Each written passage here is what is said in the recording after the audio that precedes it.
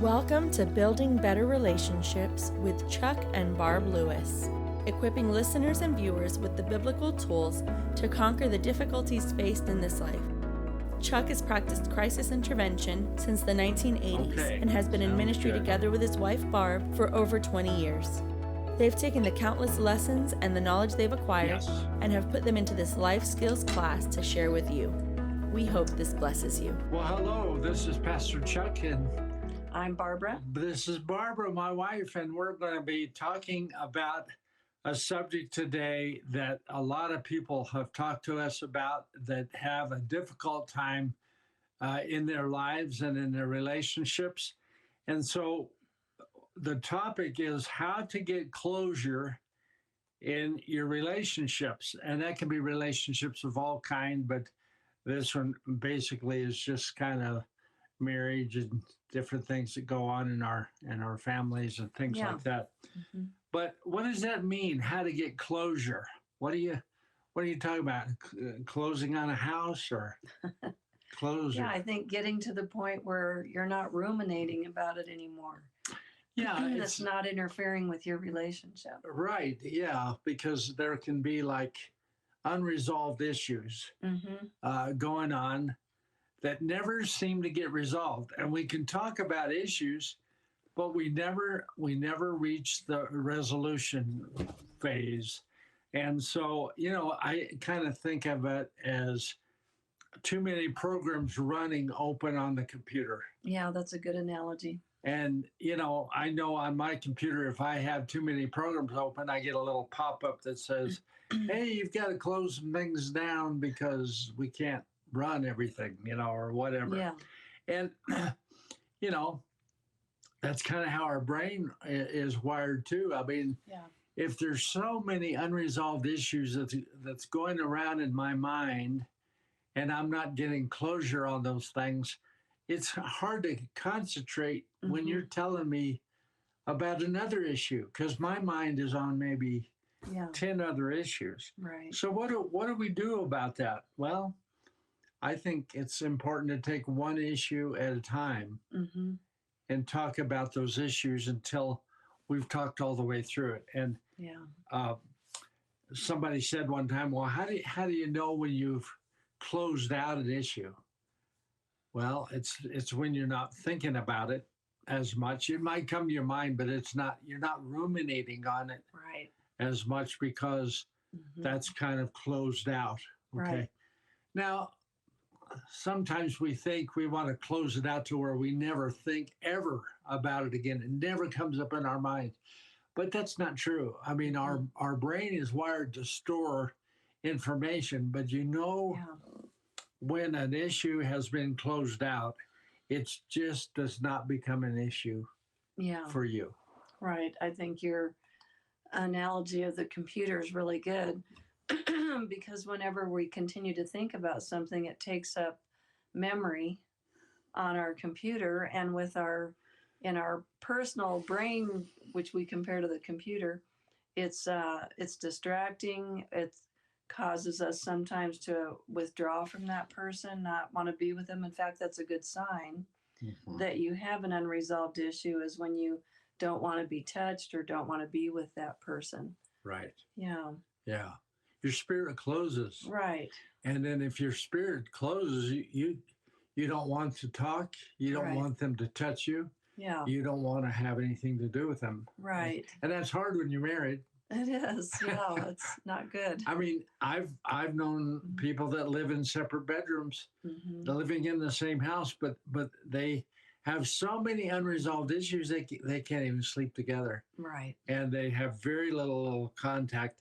So you take one issue at a time and you talk through those issues. Now, the best way to talk through those issues is if I'm teachable and you're teachable.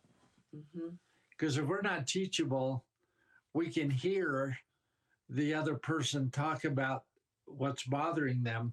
Right. But all the time they're talking, we can become defense attorneys. We're building our case while they're talking because we're ready to win our case. Right. Now, if I've got that attitude, I'm not going to close out that issue. I might win in my mind, but the issue is not closed out. So how would you say the best way to listen to you would be? To give me your undivided attention. Undivided attention. Look at me when I'm talking. Yes. Mirror back to me what I'm saying so I know you got it. Right. And if I'm defensive, what does that say to you? I guess you're not really hearing me, or you Not don't really care hearing. care how I feel.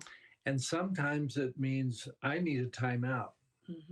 Because if all I'm doing is hearing through the earphones of defense, or telling you all the reasons why you shouldn't feel that way, Right.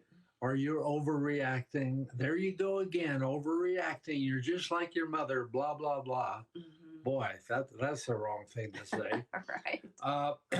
You know, the best thing, if we're hearing things through our filters of reaction, then we're not hearing with the empathy and the understanding that God wants us to listen with. And you know, listening with compassion is a choice, it's not a feeling. Yeah, and that's so true, because when you're impacted by something or you have unforgiveness, you don't feel very much compassion, you're just angry. And to me, that's a good sign of whether or not you've forgiven somebody, is whether or not you feel compassion for them. Right. But you know what you said about being defensive? I think it's important to know when you're using the communication skills that you're going to get your turn. We always recommend the speaker listener technique, where one person speaks at a time and the other person listens, and then you trade. But so if you're feeling defensive, just know, okay, I'm going to put those feelings aside because I'm going to get to tell my side and I'll be heard. But right now, I'm concentrating on you and what you're saying, because one thing I realized I can say to you is I care about you, how you feel. Even if I don't understand or I don't agree, I can still genuinely say I care about how you feel. So the speaker listener technique is to get understanding about what's going on with you and to hear and validate, what you're saying.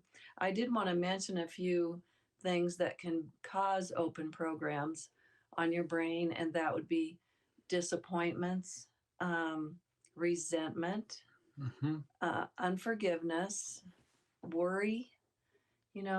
All those things can cause the programs to keep running. And, those things can cause lack of sleep, physical problems. There's no laughter, not as much laughter. Right. I mean, if my spirit is closed towards you, I'm not going to laugh at a joke that you say, because I don't think it's funny. Yeah. I'm still back on what happened. Right. Right.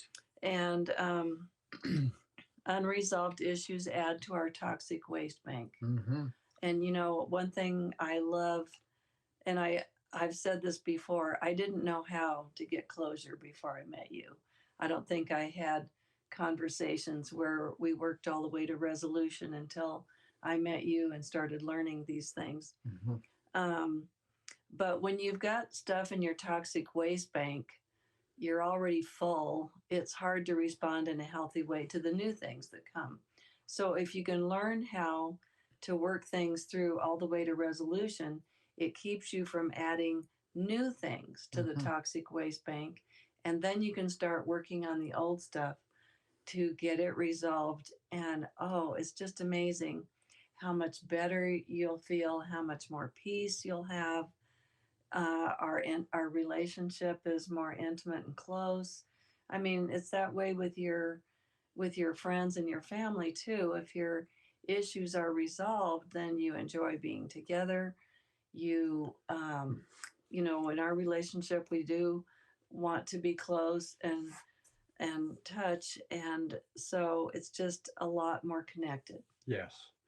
So walking in a room and closing the door is not a way of getting closure. No. It's just shutting the other person out. Yeah. And really, that's how some people know how to communicate, because they don't know how to communicate, and they don't want to say more things that's going to interrupt or cause the problem to be worse. But you had mentioned about listening, and I've heard it said that we have two ears and one mouth, so we need to listen Yeah. twice as much as we speak. Right. And that's not easy Oh. when you're impacted by something, or again, you want to become a defense attorney and win your case, because we want to prove that we're right. Yeah. And the other person's wrong. Well, that's not going to provide closure at all. That's just going to keep the problem brewing, and you can keep that brewing for all of your life. Actually, you can have so many things in your tank or your waste bank that needs to be resolved, and you haven't resolved any of them. So we're highlighting some of the things to do to reach closure, but it really takes a lot more time to talk about this. And if you're interested in really working through issues and finding out more tools and skills, let us know on our website under prayer request. You can just write down the issue that you're facing, and if you want to talk about it, we'll try to reach out to you and give you some helpful things that's going to resolve the issue. We've got oh my goodness, issues with all kind of things: money, relationships, our kids, at work, all kind of things, and not knowing how to close those out. I want to say too that working on closing things out doesn't mean reconciliation with everybody. I mean, I could have a boss that I can do everything I can do to try to resolve issues with him or her or a coworker, and they're just not interested. It's going to be their way or the highway, and if you want to abide by everything they want, then maybe you can have something. But closure might not happen with those people. But what I like about tools and skills, if you practice these things in a godly way, learning godly principles to not get in the flesh and overreact and say powerful things back to them, then you can walk away from that conversation feeling good about how you handled your part. And it can be closed out for you and not be closed out for them, because maybe they're living in such drama that they don't know how to close things out in their own life. But you can do that for you and live at peace. The Bible talks about making every attempt to resolve conflict. So it doesn't say make sure that you resolve it. Well, that's because you can't control the other person. You can't, as much as we try. But you can handle your own part in a godly way. Yes. And I do want to say, in a marriage relationship, you do want reconciliation. Absolutely. So. That's the attempt, to work toward that. If both people are agreeable, and it takes two people to cause reconciliation. Yeah.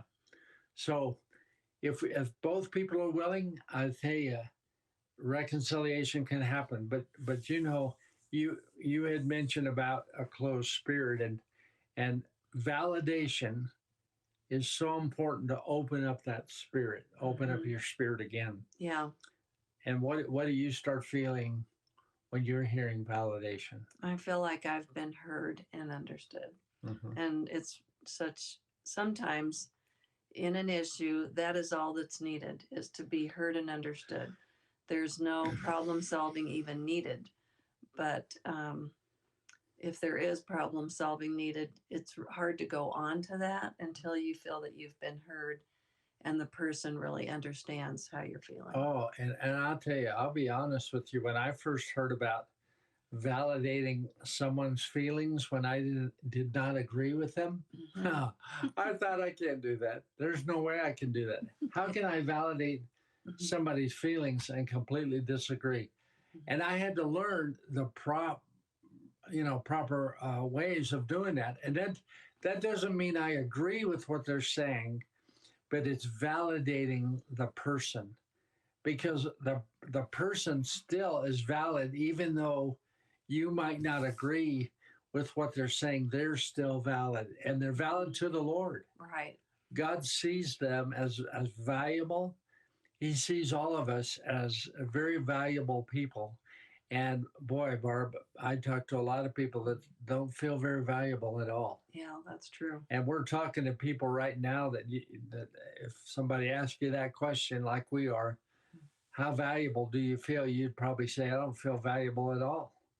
I'm just enduring life. I'm just trying to get through it the best way I can, but I don't really feel like I'm making a difference. I don't feel valued by myself. I don't value myself. A lot of people don't even know how to do that. Mhm. And what we tell people is to read Psalms 139 in the Bible and put your name throughout that whole chapter. And as you read that chapter, keep inserting your name, because God's not only talking about all of humankind, but He's talking about you as an individual. And when you personalize that and you realize how God feels about you as a person, even with all your hangups. I mean, Jesus was hung up for all of our hangups. Isn't that great? And He didn't die on the cross for us because we're perfect people or will ever get perfect. He died because on the cross because He loves us, and He became the Redeemer for the sins that we committed. And we didn't do one thing to deserve it. So whenever I receive a compliment, I receive it through the Lord. If somebody says, boy, I really loved that message that you shared, or when you spoke, I really appreciated that. Well, I acknowledge that and say thank you so much for that. But I receive it through the Lord, because I know it's God giving me the ability to do that. I don't think I'm the most gifted speaker in the world at all. I know that, but I know that the Holy Spirit can use us if we yield ourselves to Him. Right. And really, that's another good point of how we close out things that we don't feel good about in ourselves, maybe past sins. And we're going to talk about that in the next Yeah, the session. next session we're gonna really address that, because people really get stuck in feeling bad about themselves because of their past. Mhm. So we're going to talk about that. But let's talk some more in the closing minutes that we have about forgiveness. Okay. Yeah. It's so important to be able to forgive each other. Um, that's the example that God gave us. And like you had said before, forgiveness isn't about feelings. It's a choice. And so, but I think it's so important to go through the communication skills to get to that point, because like, as you mentioned before, you need to stick to one issue. If we start bringing up the kitchen sink, I know for me, I just feel dead in the water. So we stick to one issue. We do the speaker listener, take turns talking to each other how we feel. We mirror back to the other person what we're hearing them say. We listen and validate. We don't start building our own case while they're talking, because then we're not listening. After we've heard and understood each other, then we start doing problem solving using the speaker listener, the validation, and then we get to forgiveness. We do have another program where we talked about the communication skills. But anyway, forgiveness, God tells us to forgive each other, and it doesn't always mean what the other person did was okay. Right. It means that we are choosing to turn it over, because God said, vengeance is mine, saith the Lord. I mean, it's important, I think, in your marriage relationship that you do each own what you did wrong, because I know for me, it really endears me to someone when they can own what they did wrong and ask for forgiveness. And so, forgiveness, when you really forgive, it brings such a place of rest, Yes. and you're not ruminating about it anymore. And like you said, that doesn't mean maybe that it won't come up again, but you might have to go through this process multiple times for very serious of an issue. But the forgiveness piece is just so important. Well, and it doesn't say what you need to forgive them for is okay. What they did was okay. Right. That doesn't say that. Jesus said, when you stand praying, forgive. And that's just, I hear that and read that as an act of our will. And it's not saying, okay, God wants me just to forgive them and act like what they did that hurt me was just fine. No, it's not Right. fine at all. But that's where we have to be in the adult position and own what we did. Like if you Right. tell me something that I said that hurts you, Yeah. the adult position in me, I have to choose to be in the adult position and Yeah. say, okay, so what I'm hearing you say is when I said that to you, that hurts your feelings. And I could say, well, I can't believe that hurt your feelings. I didn't mean it to hurt your feelings. So I, can't believe that happened. Well, that's not owning it. No, and But it's it's how taking we, responsibility for it. right. And it's how we perceive things Right. that causes the wounding. It may not be how it exactly happened, but it's how we perceive it. And we perceive things through our filter of life experience and wounding and just so many things. And Well, there's so much more we could talk about Yes. this, but our time's gone and we've got to close. But if you're struggling with issues right now and you say, man, this is good, and you've told me I need to close these out, but I don't know how to do it, ask the Lord for his help, and he will intervene. He will show you how to do it. He'll bring people like us to you, and we'll be teaching more about this kind of thing. But let us know if you need our help, and we will look forward to seeing you next time. thank you. If you are blessed by this ministry, please subscribe, like, and share. You can also make donations at chucklewisministries.com. Join us to keep uncovering the tools to build better relationships together. Let's do this again next week.